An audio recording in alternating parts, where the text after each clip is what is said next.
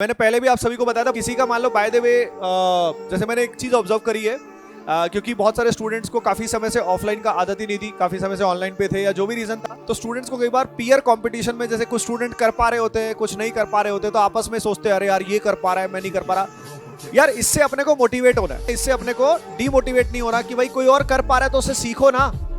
और कई बार क्या होता है कि मान लो हमारा जैसे कोई पर्टिकुलर चैप्टर स्ट्रांग है, किसी और का कुछ और वीक होता है, कुछ और स्ट्रांग होता है, तो इसलिए आपस में जो पीयर इंटरेक्शन काफी स्टूडेंट्स का कम रहा है, उस कारण वो कई बार परेशानी, स्ट्रेस फील करते हैं। तो वो उससे आगे बढ़ो, है ना। एक हेल्दी कंपटीशन होना चाहिए और अपने आप को डाउट मत करो। फोकस आपका सिर्फ इसी बात पे होना चाहिए, खुद पे होना चाहिए।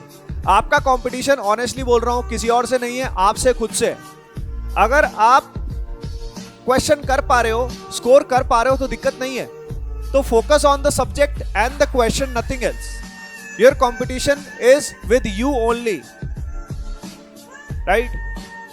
तो आप बस अपने पे ध्यान दो, आपका स्कोर कैसे बढ़े वो बात है। नहीं तो पता है ये नेचुरल होता है, पीयर कंपटीशन में बहुत नेचुरल होता है। अरे यार वो इतना अच्छा कर रहा है या वो इतना बेटर कर रहा है, मैं तो कर ही नहीं पा रहा। अरे यार ये बताओ, वो जो भी है जो आपसे बेटर कर रहा है, हो सकता है उसका बैकग्राउंड बेटर रहा हो, या हो सकता है जो भी सिनेरियो उसका जो रहा हो, आपको फोकस स्कोर पे करना है। आपकी जरूरत क्या है, आप वहां तक पहुंच पा रहे हो कि नहीं, आपको वो देखना है।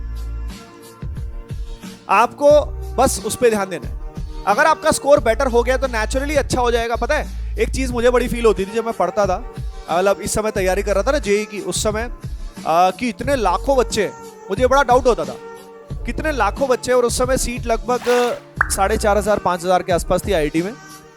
तो मुझे काफी शंका होती थी कि यार इतने सी सीट्स है, और मैं I used to study at Bansal classes at that time, और वहाँ पे लगभग मेरा ड्रॉपर बैच था, और लगभग 4,000 तो नहीं बोलूँगा, 2,500 स्टूडेंट तो उसी में थे।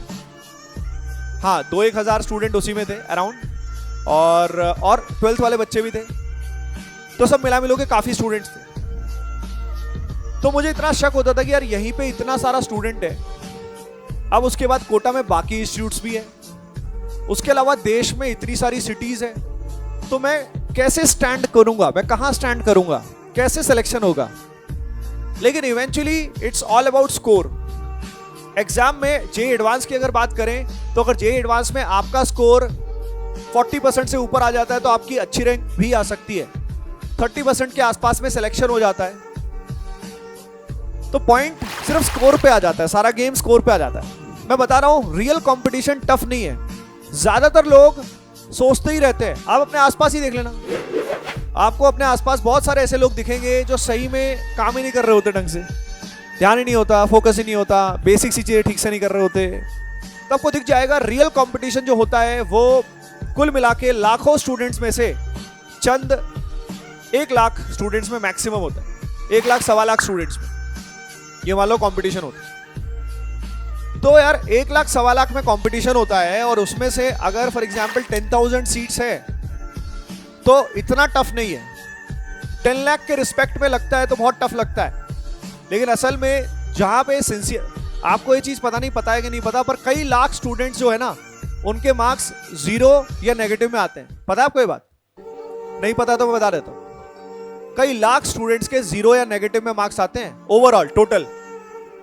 सोचो देश में, तो वो स्टूडेंट्स तो वैसे ही नेग्लिजिबल हो गए, समझ रहे हो, यानी 50% तो वहीं पे कट गए। अब उसके बाद जिनके सिग्निफिकेंट नंबर आए, 10 नंबर, 15, 20, 25, 30, 50 तक, 40, बहुत सारे स्टूडेंट्स होते हैं। यानी एक बार अगर आप एक बार ये 1.25 लाख 1.5 लाख की रेंज में भी हो तो कंपटीशन उसी में ही है मेनली, राइट। तो आपको सिर्फ फोकस एक ही चीज पे करना है, अपने स्कोर पे। आसपास से अगर कुछ सीखना है तो सीखो, लेकिन कम से कम नेगेटिविटी मत लो। हम तो आपस में एक दूसरे को हेल्प करते थे। मेरे कई सारे फ्रेंड्स, हमारा जो ग्रुप था उसमें लगभग सभी का आईआईटी भी हो गया था ऑलमोस्ट। उसमें किसी का मैथ्स अच्छा था, किसी का केमिस्ट्री अच्छा था, किसी का फिजिक्स। कई चीज़ें तो बड़ी ऑकवर्ड हुई। मेरा जो काफ़ी क्लोज फ्रेंड जो भी मतलब साथ में ही है एटीपी स्टार में ही, लेकिन वो अभी गुड़गांव जो हमारा ऐप डेवलपमेंट जहाँ पे होता है और वेब वगैरह सारा काम चलता है, वहाँ पे वो देखते हैं। पंकज सर हैं, वो IIT BHU में उनका हुआ और मेरी रैंक 2419 थी, उनकी रैंक 3200 कुछ 50 ऐसी रैंक थी। तो हम आपस में एक दूसरे को हेल्प करते थे। मेरा केमिस्ट्री अच्छा था और मतलब ज़्यादा अच्छा था रिलेटिवली, और उनका फिजिक्स अच्छा था। लेकिन कमाल की बात ये हुई कि जब फाइनली जेईई एडवांस हुआ और उसके रिजल्ट आए तो उनके मार्क्स मुझसे केमिस्ट्री में ज़्यादा अच्छे आए और मेरे फिजिक्स में, और काफ़ी सिग्निफिकेंट डिफरेंस। तो हम हैरान थे जब हम फाइनली मतलब जो हमारा फंक्शन हुआ था उसमें हम मिले थे, तो आपस में डिस्कस हुआ। तो एक्चुअली मतलब, लेकिन हाँ, एक दूसरे को हेल्प करते थे, ऑलवेज सिखाते थे। मुझे लगता था यार ये इतना कितना सही फिजिक्स आती है इसको, और मैं केमिस्ट्री हेल्प, तो आपस में हेल्प करनी चाहिए एक दूसरे की, राइट? बहुत बढ़िया रहता है। एक बात कही जाती है हमेशा, if you want to understand anything teach it to someone. तो अगर आप किसी को हेल्प करते हो तो उससे आपका समय वेस्ट नहीं होता है, राइट? अनलेस अगला बिल्कुल ही ठुल्लू है तो अलग बात है, लेकिन हाँ, हेल्प करते हो आपको भी, आपका ही बेनिफिट होता है, राइट? तो फोकस ऑन योरसेल्फ।